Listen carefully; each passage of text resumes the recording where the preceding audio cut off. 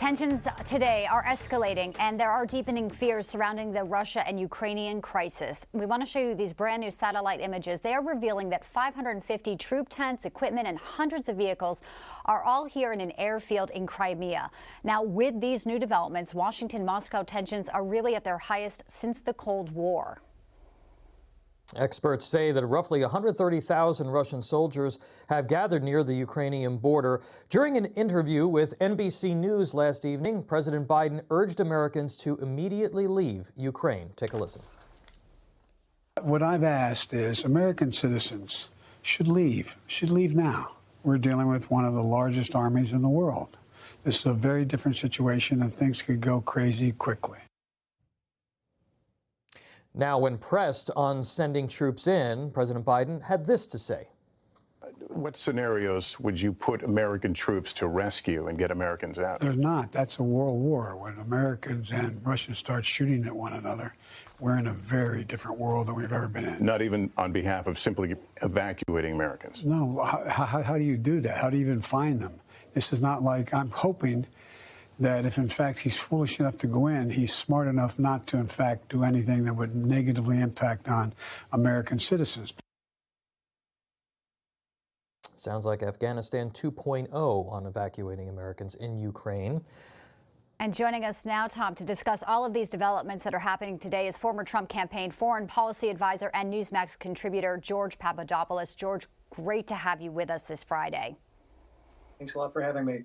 Okay, so this week, first we had Emmanuel Macron meeting with Putin trying to ease those tensions, but we're seeing all these new satellite images that tell quite a different story. Even the rhetoric is different. And, you know, the buildup in Crimea, we know that's a place Putin sees as crucial with its placement along the Black Sea, the buildup in Belarus. With everything that you're seeing, George, any thoughts on Putin's next move here? Here's what I think.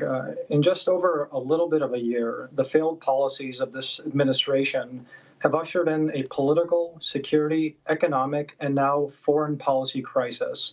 I think that the architects of the Biden administration's foreign policy are profoundly incompetent. And while you could have characterized the Obama administration as one that really led from behind, this administration has completely abdicated any U.S. leadership role towards ameliorating or solving yet another Russia-Ukraine crisis under the leadership of Joe Biden. It's no surprise that countries like the UK, France, and Germany have actually taken on the mantle of leadership, and we are seeing this shuttle diplomacy between those three countries, including the British foreign minister just now in Moscow discussing how to calm tensions, while the Biden administration has really undermined any ability for Ukraine to have tremendous leverage in these negotiations with Russia. And I'll just give two simple examples. By preventing, or I should say not preventing, the Nord Stream 2 pipeline from continuing between Russia and Germany, this has really reduced Ukraine's ability to be a key transit country for Russian gas into Europe. And by handcuffing the American energy renaissance in this country, it has made Russia an even more important natural gas partner for the European market. So basically, what the Biden administration is doing is it's allowed our European partners to take on a leadership role, and the two policies that really kept stability on the European continent between Ukraine and Russia that the Trump administration continued have now been stopped by this administration. And I think that's the main reason why these hostilities are continuing. Yeah, George, you know, Russia held those military exercises in Belarus and the Black Sea this week. British Prime Minister Boris Johnson says the West could face what he called, quote, the most dangerous moment in this standoff with Moscow in the next few days. Here he is in Belgium yesterday. Take a listen.